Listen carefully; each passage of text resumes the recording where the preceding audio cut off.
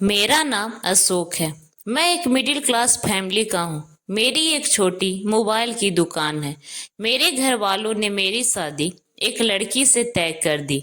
लड़की हमारे दादा के पास के गांव की थी। लड़की के माता पिता नहीं थे।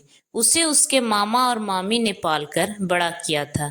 घर वालों को लड़की पसंद आ गई थी। मैंने शुरुआत में बात टालने की कोशिश की।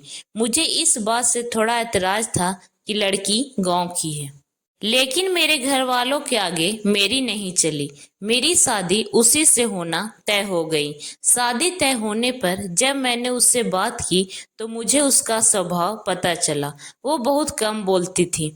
जितना मैं पूछता बस हाँ या ना में जवाब देती। मैंने कई बार पूछा कि तुम इतना ही बोलती हो या मेरे सामने शर्मा रही हो। फिर उसकी तरफ से वही चुप्पी होती। उसके मामा और मामी भी कहते हैं कि हमारी लड़की बहुत सीधी है और कम बोलती है। मुझे भी उसकी यह बात धीरे धीरे पसंद आने लगी। हमारी शादी करवा दी गई। शादी अच्छे से हो गई थी। शादी के बाद सुहाग रात का समय आ गया। मैं जब अपने जीवन की एक नई शुरुआत करने जा रहा था, जिसके लिए मेरे मन में कई विचार थे। इतने दिनों तक बात करने पर मैं उसका स्वभाव समझ गया था, इसलिए मैं जानता था कि मुझे क्या करना है। मैंने उससे पहले बातें की। वो अभी भी बस मेरी बातों का हाँ या ना में ही जवाब दे रही थी। काफी समय से मैं उससे बात कर रहा था। मैंने उससे पूछा, मैं उसे पसंद हूँ, बस वो हाँ कहती। थोड़ी घबराई हुई सी लग रही थी। थोड़ी देर बाद उसे पसीना आने लगा। मैंने कहा, क्या हुआ, तुम ठीक तो हो? वो बोली, नहीं, थोड़ी घबराहट हो रही है। मैंने उसे कहा, तुम आराम करो, बहुत थक गई होगी। शादी की भाग दौड़ में ठीक से नींद पूरी नहीं हो पाती, इस कारण थकावट से ऐसा हो रहा होगा, मैंने सोचा। मैंने उसे यह कहकर कमरे की बत्ती बुझा दी और मैं बिस्तर पर लेट गया। मैंने उसका हाथ पकड़ा। वो घबराहट के मारे कांपने लगी थी और पसीना तेज हो गया था। वो उठकर बिस्तर पर बैठ गई। मैंने कमरे की बत्ती ऑन की। उसकी हालत खराब थी। मैंने पूछा, क्या हुआ, कुछ दवाई लेकर आना है? उसके इस तरह के बर्ताव करने पर मैं भी थोड़ा डर गया था। कमरे में एक खिड़की थी, जिसको खोलने पर बाहर की रोड की लाइट हमारे कमरे में आती थी। वो खिड़की के पास हवा लेने को खड़ी हो गई। वो वहीं खड़ी रही। मुझे कहा कि आप सो जाओ, मैं ठीक हूँ। मैं थोड़ी देर बाद सो गया। सुबह जब मैं उठा तो वो कमरे में नहीं थी। वो घर का काम कर रही थी। उसकी तबीयत अब अच्छी लग रही थी, इसलिए मैंने फिर रात का जिक्र नहीं किया। अगली रात फिर मैं कमरे में गया तो उसने पहले ही खिड़की को खोल रखा था। मैंने उससे पूछा, अब ठीक हो? उसने सिर्फ सर हिलाया और हाँ का जवाब दिया। कमरे में आते ही उसका चेहरा बदलने लगता था। एक अजीब सी घबराहट उसके चेहरे पर आ जाती थी। उससे कुछ पूछता तो वो कहीं और ही देखती और कुछ और ही सोचती रहती। उस रात भी मैंने कहा कि तुम्हारी तबीयत ठीक नहीं लग रही है, तुम आराम करो।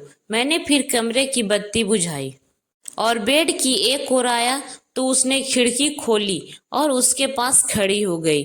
मैंने अब उसे कुछ नहीं कहा। मैं अपने बेड पर सो गया। मुझे अब लगने लगा कि सब कुछ ठीक नहीं है। कुछ बात है जो यह छिपा रही है।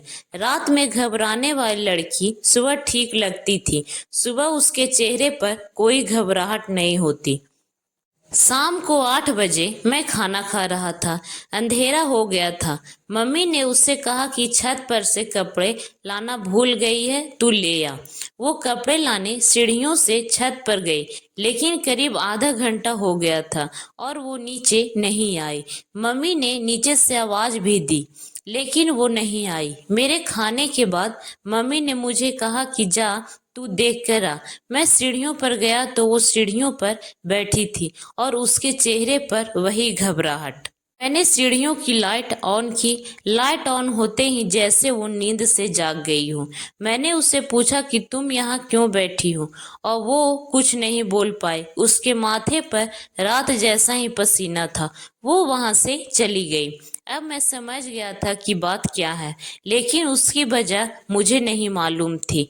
उस रात मैं कमरे में गया और जाते ही मैंने सबसे पहले अपने कमरे की खिड़की को बंद किया।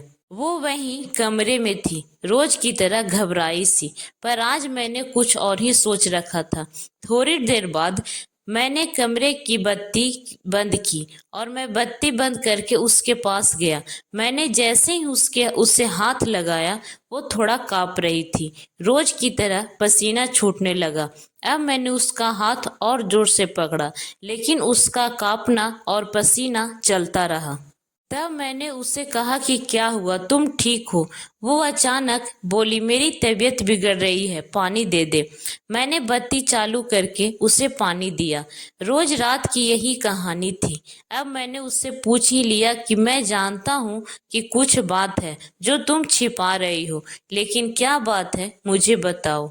मुझे पता है, लेकिन मैं तुम्हारे मुंह से सुनना चाहता हूँ और उसकी वजह जानना चाहता हूँ। वो पहले ही कम बोलती थी, ऊपर से डरी हुई थी, तो वैसे ही उसकी आवाज नहीं निकलती थी। मैंने उससे प्यार से पूछा, क्या हुआ, कुछ हुआ है क्या? कुछ ऐसी बातें हैं जो बता सकती है। वो चुप रही। मैंने गुस्से में कहा, ठीक है, कल तुम्हारे मामा से बात करता हूँ।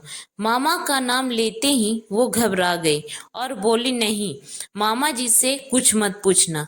तब उसने बचपन की एक ऐसी घटना के बारे में बताया जो इन सब बातों की जड़ थी।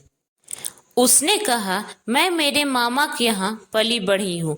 मेरा भाई और मैं एक दिन बचपन में खेल रहे थे और खेलते वक्त मैं हमारे घर के कपाट में छिप गई। मेरे भाई और मामी को यह पता नहीं था। उसी समय जब भाई बाहर दौड़ा मुझे ढूंढने के लिए, तो वो गिर गया। मामी उसे लेकर पास के अस्पताल गई। उसका पैर टूट गया था। उसके पहले वो पैसे लेने अंदर आई तो कबाड़ का दरवाजा बाहर से लगा गई।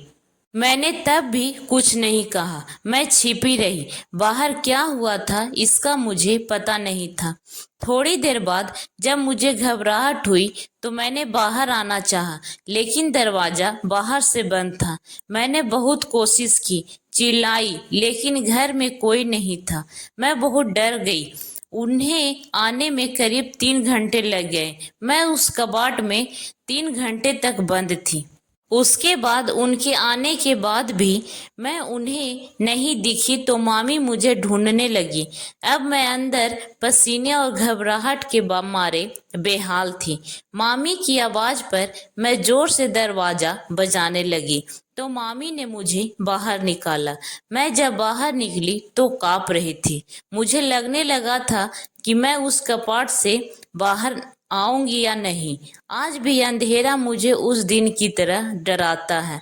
कबाट पूरा पुराना था, इसलिए कहीं कहीं से थोड़ा टूटा था, जिससे मुझे सांस लेने में कोई प्रॉब्लम नहीं हो रही थी। बाहर क्या हुआ था इसका मुझे पता नहीं था। मैं जब बाहर आई तो मुझे पता चला कि मैं इतने समय तक अंदर क्यों बंद थी। उस दिन से मुझे अंधेरे से डर लगता है। मुझे पसीना और घबराहट होने लगती है। मामी ने यह बात मामा को नहीं बताई थी, नहीं तो वो मुझे और भाई दोनों को पीटते। मुझे नहीं पता कि अब यह कब तक मुझे परेशान करेगा, लेकिन मामी को यह पता है, इसलिए वो मेरा ध्यान रखती थी। यह सुनने के बाद मैंने कहा कि यह बात तुमने पहले क्यों नहीं बताई। मेरी पत्नी बहुत ही सीधी थी और घटना के बाद शायद वो भी डर गई थी। उसे लग रहा था कि उसकी यह परेशानी मैं समझूंगा या नहीं, कहीं मैं इस बात का मुद्दा न बना लूं कि शादी के पहले हमें नहीं बताया गया, इसलिए वो छिपा रही थी। मैंने उसे फिर बड़े प्यार से समझाया, कहा कि उस समय जो हुआ उससे तुम्हें बाहर निकलना होगा। तुम्हारे अंदर के डर को हम दोनों मिलकर लड़ेंगे। मुझे पता है यह सब बोलना आसान है, करना मुश्किल, लेकिन मुझे पता है तुम कर सकती हो। अब इस कमरे की बत्ती तब तक बंद नहीं होगी जब तक तुम उसे बंद ना करो, चाहे इसके लिए पूरी उम्र में ही क्यों ना लग जाए। मैंने पहली बार उसके चेहरे पर वो मुस्कान देखी थी। लग रहा था उसका कोई बोझ उतर गया। अंधेरा अब मेरे होते उसे डरा नहीं सकता। मैं उसका हाथ पकड़े रहता हूँ। धीरे धीरे मैं उसके इस डर को निकालने की कोशिश कर रहा हूँ और बहुत हद तक मैं सफल हो रहा हूँ। ऐसी कोई भी बात नहीं जो हल नहीं की जा सकती। व्यक्ति को सिर्फ प्यार और विश्वास चाहिए। बड़ी से बड़ी बात को सुलझाया जा सकता है।